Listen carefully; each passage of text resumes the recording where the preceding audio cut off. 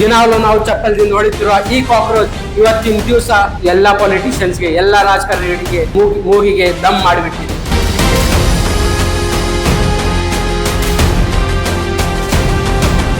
ಸ್ನೇಹಿತರೆ, ನೀವು ನೋಡ್ತಾ ಇದ್ರು ಇದು ನೇಮ್ ಇನ್ಸಾಫ್ 360 ನ್ಯೂಸ್. ಸ್ವಾಗತ ವೀಕ್ಷಕರೇ, ನೀವು ನೋಡ್ತಾ ಇದ್ದೀರಿ ಇನ್ಸಾಫ್ 360. ನಾನು ಸಾಜಿದ್ ನಮ್ದಾರ್. ಇವತ್ತಿನ ವಿಡಿಯೋ ನಿಮ್ಗಾಗಿನೇ. ಭಾರತ ರಾಜಕೀಯದಲ್ಲಿ ಒಂದು ಗಾಳಿ ಯಾವ ತರ ಸುರಾಡ್ತಾ ಇದೆ ಅಂದ್ರೆ, ಕಾಕ್ರೋಚ್ ಜನತಾ ಪಾರ್ಟಿ ಎಂಬ ಗಾಳಿ ಬಹಳ ಅತಿ ವೇಗದಲ್ಲಿದೆ. ಕೋಟ್ಯಾಂತರ ಫಾಲೋವರ್ಸ್ ಇಂದ ಹೆಚ್ಚಾಗುತ್ತಾ ಹೊರಟಿದೆ. ನೀವು ಡೈಲಿ 4-5 ದಿವಸಗಳಲ್ಲಿ ನೀವು ಕೇಳಿರಬಹುದು ಕಾಕ್ರೋಚ್ ಜನತಾ ಪಾರ್ಟಿ CJP ಅಂತ ಹೇಳಿ. ಪ್ರಧಾನಿ ಮೋದಿ ಅವರ ಬಿಜೆಪಿ ಭಾರತೀಯ ಜನತಾ ಪಾರ್ಟಿಗೆ ಟಾಂಗ್ ಕೊಡುವ ಕೆಲಸ ಮಾಡಿ ಈ ಒಂದು ಮೀಮ್ ಮುಖಾಂತರ ಶುರುವಾದ ಪಾರ್ಟಿ CJP ಕೆಲವೇ ದಿನಗಳಲ್ಲಿ 20 ಮಿಲಿಯನ್ಗಿಂತ ಜಾಸ್ತಿ ಫಾಲೋವರ್ಸ್ ಬಿಜೆಪಿ ಪಾರ್ಟಿಯ ಫಾಲೋವರ್ಸ್ಗಿಂತ ಡಬಲ್ ಆಗಿ ಹೊರಹೊಮ್ಮಿದೆ.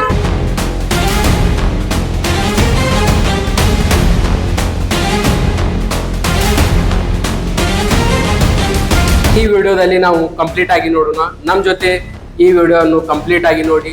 ಏನಪ್ಪಾ ಇದು ಕಾಕ್ರೋಚ್ ಜನತಾ ಪಾರ್ಟಿ, ಇದು ಹುಟ್ಟು ಹಾಕಿದವರು ಯಾರು, ಯಾಕಿದು ಸ್ಟಾರ್ಟ್ ಆಯ್ತು, ಈ ಎಲ್ಲ ಪಾಯಿಂಟ್ ಅನ್ನು ಈ ವಿಡಿಯೋ ಮುಖಾಂತರ ನೀವು ಇವತ್ತು ನೋಡ್ತಾ ಇದ್ದೀವಿ. ಎಲ್ಲ ವಿವಾದ ಶುರುವಾಗಿದ್ದು 15 ಮೇ 2026ರಂದು ಸುಪ್ರೀಂ ಕೋರ್ಟ್ ನಲ್ಲಿ ಒಂದು ನಕಲಿ ಲಾ ಡಿಗ್ರಿ ಪ್ರಕರಣ ಬಗ್ಗೆ CJI ಸೂರ್ಯಕಾಂತ್ ಅವರು ಒಂದು ಹೇಳಿಕೆಯನ್ನು ಹೇಳ್ತಾರೆ.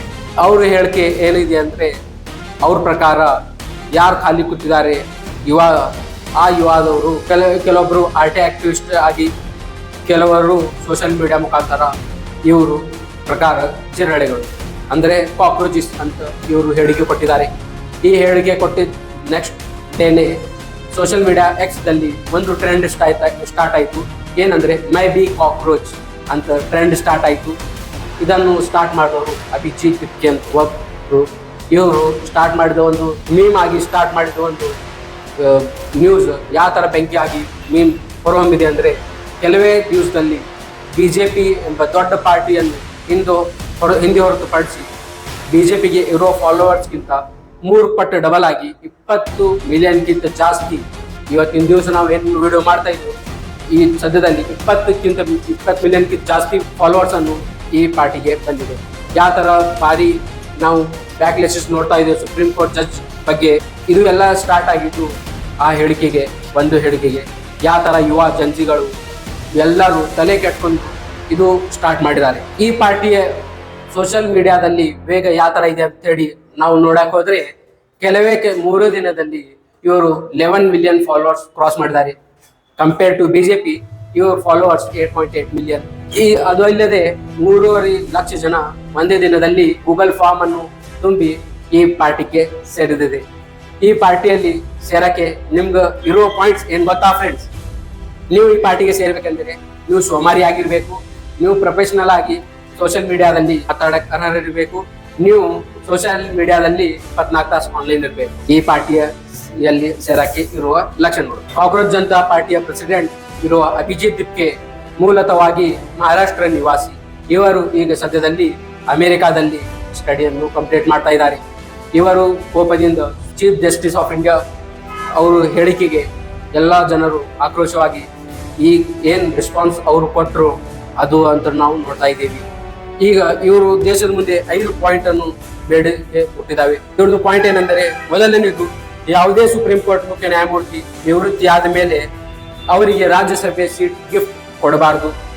ಎರಡನೇದು, ಯಾವುದೇ ಮತದಾರರ ಹೆಸರು ವೋಟರ್ ಲಿಸ್ಟ್ ನಿಂದ ಡಿಲೀಟ್ ಆದರೂ ಅದಕ್ಕೆ ಕಾರಣವಾದ ಮುಖ್ಯ ಚುನಾವಣಾ ಆಯುಕ್ತರು ವಿರುದ್ಧ ಕಠಿಣ ಕ್ರಮ ತೆಗೆದುಕೊಳ್ಳಬೇಕು. ಮೂರನೇದು, ಮಹಿಳೆಯರಿಗೆ 33% ಅಲ್ಲ ನೇರ 50% ಮೀಸಲಾತಿ ಕೊಡಬೇಕು.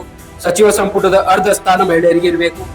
4ನೇದು, ದೊಡ್ಡ ಕಾರ್ಪೊರೇಟರ್ ಮಾಧ್ಯಮಗಳ ಪ್ರಭಾವ ಕಡಿಮೆ ಮಾಡಿ ಸ್ವತಂತ್ರ ಮಾಧ್ಯಮಗಳಿಗೆ ಅವಕಾಶ ಕೊಡಬೇಕು. 5ನೇದು, ಹಣಕ್ಕಾಗಿ ಒಂದು ಪಕ್ಷದಿಂದ ಇನ್ನೊಂದು ಪಕ್ಷಕ್ಕೆ 6 ಶಾಸಕರು ಸಂಸತ್ದಿಂದ 20 ವರ್ಷ ಚುನಾವಣೆಯಲ್ಲಿ ನಿಲ್ಲುವ ಅವಕಾಶ ಕೊಡಬಾರದು. ಇವರ ಈ ಪಾಯಿಂಟ್ಗಳು ದೇಶದ ಹಲವಾರು ಜನರ ಮನಸ್ಸಿಗೆ ತಟ್ಟಿವೆ. ಅದಕ್ಕೆ ಅಖಿಲೇಶ್ ಯಾದವ್ ನಾಯಕರು BJP ವರ್ಸಸ್ CJP ಅಂತ ಹೇಳಿ ಇವರು ಸೋಷಿಯಲ್ ಮೀಡಿಯಾದಲ್ಲಿ ಪೋಸ್ಟ್ ಮಾಡ್ತಾ ಇದ್ದಾರೆ. ಸ್ನೇಹಿತರೆ, ಈ ಚಳವಳಿಯಿಂದ ಒಂದು ವಿಷಯ ಸ್ಪಷ್ಟವಾಗಿದೆ. ಯುವಕರು ಉದ್ಯೋಗ ಇಲ್ಲದೆ ಬಹಳಷ್ಟು ಯುವಕರು ಕೆಲಸಕ್ಕಾಗಿ ಹುಡುಕ್ತಾ ಇದ್ದಾರೆ. ಬಹಳಷ್ಟು ಯುವಕರು ತಮ್ಮ ಭವಿಷ್ಯಕ್ಕೆ ಒಂದು ಸೆಕ್ಯೂರಿಟಿಯನ್ನು ನೋಡ್ತಾ ಇದ್ದಾರೆ. ಅದರಲ್ಲಿ ಅವರ ಪರಿಸ್ಥಿತಿಯನ್ನು ನಾವು ತಿಳ್ಕೊಳ್ಳಾರದೆ ಅವರಿಗೆ ಜಿರಳೆ ಅಂತೇಳಿ ಕರೆದ ಆಕ್ರೋಶವೇ ಈ ಚಳವಳಿಕೆ ಮೇನ್ ರೀಸನ್ ಇದೆ. ಈ ಕಾಕ್ರೋಚ್ ಜನತಾ ಪಾರ್ಟಿ ಮುಂದೆ ಏನಾಗುತ್ತೆ ಏನಿಲ್ಲ ಗೊತ್ತಿಲ್ಲ. ಆದರೆ ಇವತ್ತಿನ ದಿವಸ ಈ ಕಾಕ್ರೋಚ್ ಜನತಾ ಪಾರ್ಟಿ ದೇಶದ ದೊಡ್ಡ ವಿಷಯದಲ್ಲಿ ಕನ್ನಡಿಯಂತಾಗಿದೆ ಅನ್ನೋದರಲ್ಲಿ ಏನೂ ಸಂಶಯ ಇಲ್ಲ. ಸ್ನೇಹಿತರೆ, ಈ ಕಾಕ್ರೋಚ್ ಜನತಾ ಪಾರ್ಟಿಯ ಬಗ್ಗೆ ಏನ್ ಅಭಿಪ್ರಾಯ ಇದೆ, ತಮ್ಮ ಅಭಿಪ್ರಾಯವನ್ನು ಕಮೆಂಟ್ ಅಲ್ಲಿ ವ್ಯಕ್ತಪಡಿಸಿ. ಮತ್ತೆ ಸಿಗೋಣ ಮುಂದಿನ ವಿಡಿಯೋದಲ್ಲಿ.